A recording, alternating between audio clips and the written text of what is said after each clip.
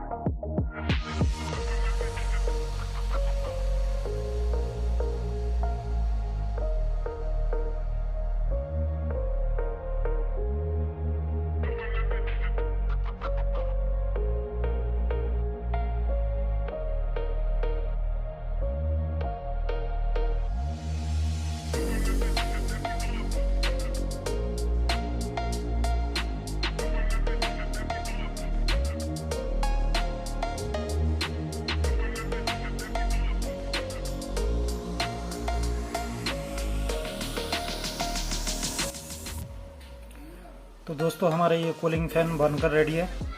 ये देखिए कितना सुंदर दिख रहा है।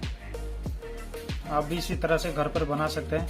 अगर आपके पास कूलिंग फैन नहीं है तो आप इसी तरह से बना सकते हैं कूलिंग फैन, वो भी छोटे 3 वोल्ट डीसी मोटर से बड़े आसानी से। तो चलिए अब इसे टेस्ट करते हैं।